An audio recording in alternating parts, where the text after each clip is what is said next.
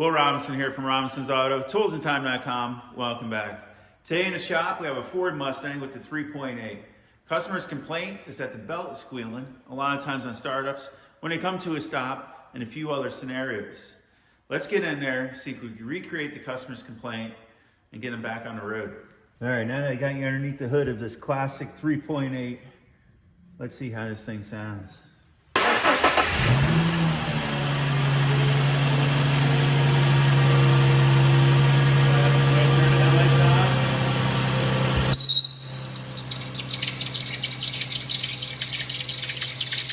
So first visual inspection, the belt seems way too loose. Oh, that ain't good. How the heck is that thing even? What? This tensioner should have spring pressure on it. Oops, I just knocked that hose off. How this belt is even staying in place is beyond me. It appears like this is going to be a pretty simple fix. So let's get in there and replace that tensioner. If you don't have a schematic of your belt routing, take a picture of it. We're just going to take our belt off. It's usually not this easy. So we're going to get rid of this belt as well. You'll see in the center, right about there, it appears to be like a T55 Torx. And something this old, make sure you're in there nice and deep. Just wanted to give you a closer look before I take it all the way out. It's starting to come out in pieces.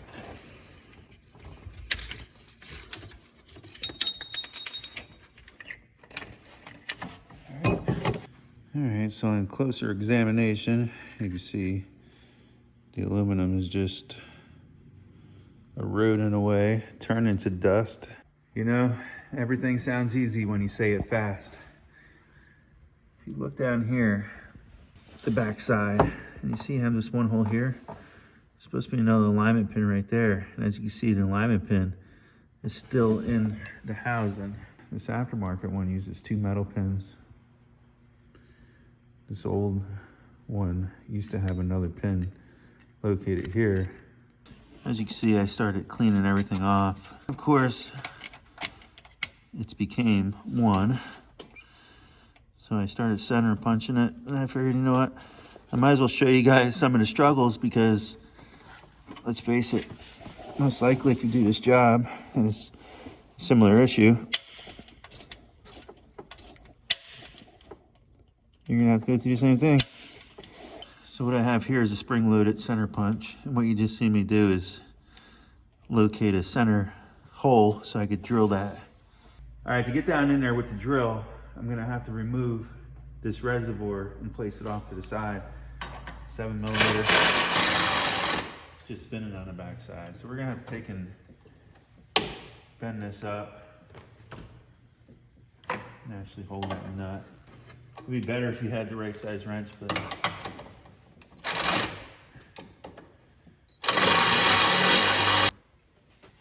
just pops off. Remove the hose from the radiator neck. We're gonna start off with a relatively small drill bit. Like I said, we made a center hole.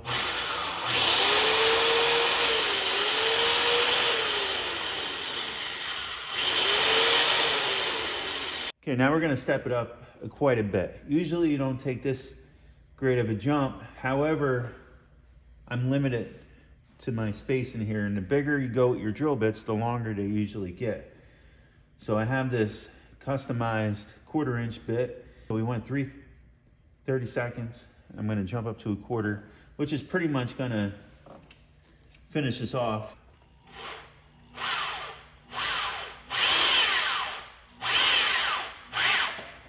Hold it square.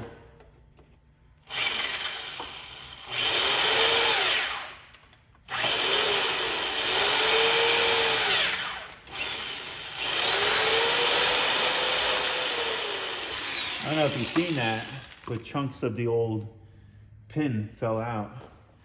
So we might actually be okay. Moment of truth, we got the new aftermarket tensioner.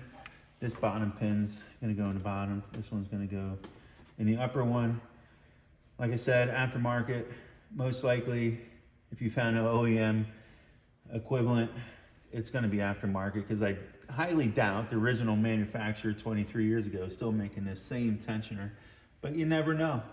So most likely what I'm saying is it's gonna be aftermarket. So what I'm gonna do is I'm just gonna turn it off center and make sure I could push it in flush. And I'm not sure if you see that, but the body of the tensioner fully seats in to that lower pin and feels like it pushes up flush.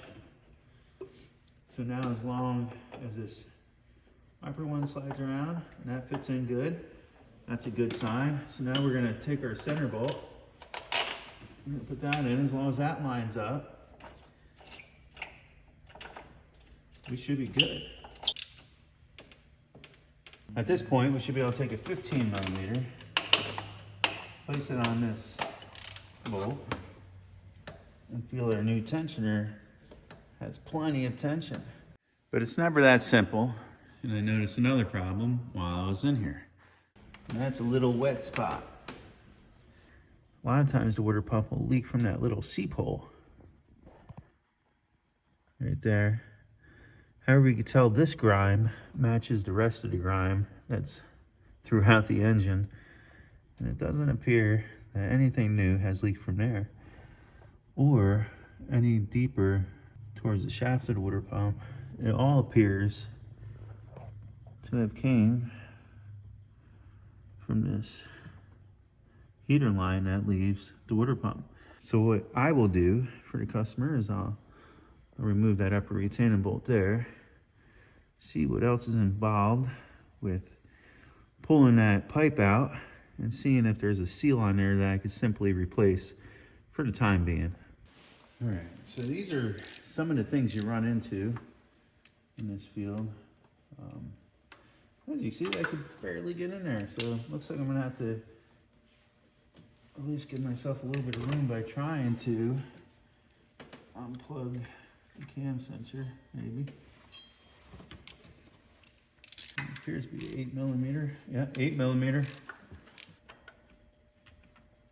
Just about out of the water pump.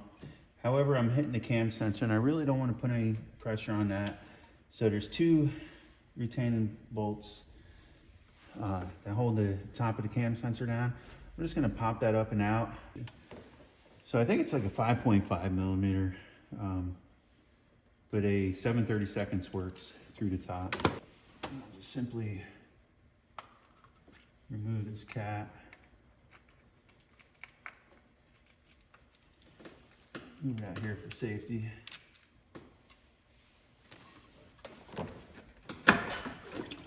Hey, well, we got it.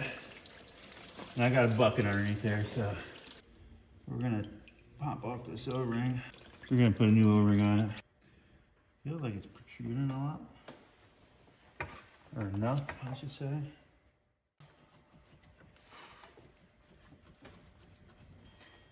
Feels like that went in nice.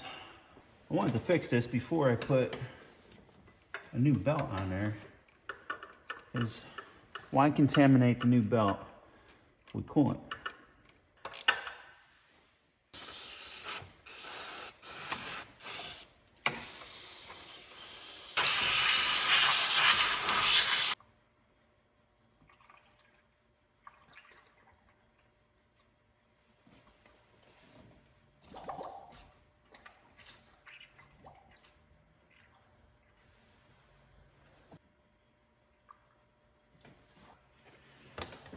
So next, I'm pretty certain we have this fixed. I feel really confident about it. I was able to get the correct size O-ring on there. We're gonna take and we're gonna put the cam sensor back in place. Feel like we're making progress. I'm not sure if you can see me in here, but I got snug.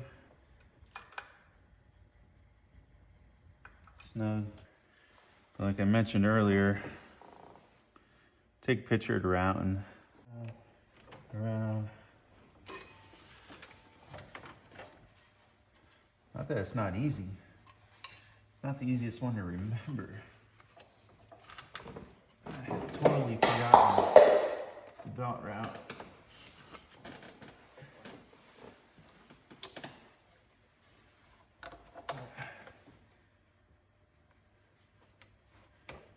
Now you can see with the tensioner, I can no longer put it on by hand, take it off by hand.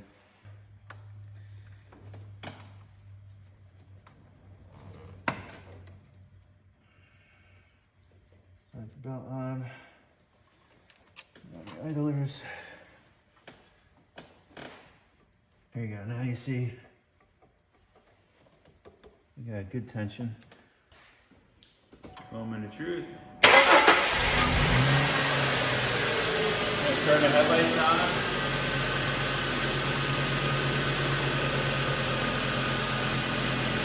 Sounds much better. At this point, I'm just going to let it warm up, get up to operating temperature, make sure we have no leaks since we were in there. We were up to operating temperature. Everything sounds good. As you can see, I don't see any other leaks besides the obvious one that we repaired. So I'll make them aware. I'll give them options to, maybe he plans on keeping it for a while. We'll put all new hoses on it, replace the water pump, and give it a little extra love. Well, that just about wraps this one up. Got a couple little small things I'm going to go over on the vehicle before I turn it back over to the owner. Let it run for a bit longer. Let that coolant cook off that we contaminated the area with. Then I'll take it for a nice long test drive. But I believe we took care of the customer's complaint of the belt squeal, this failed tensioner. Surely wasn't doing him any favors. Along with that coolant leak that could have been potentially contaminating the belt.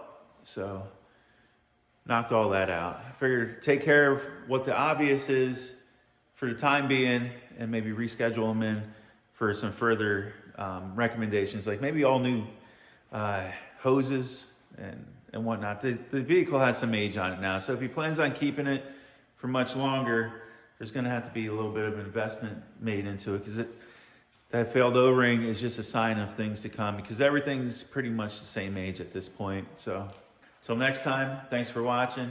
Thanks for spending the time with me. Stay tuned.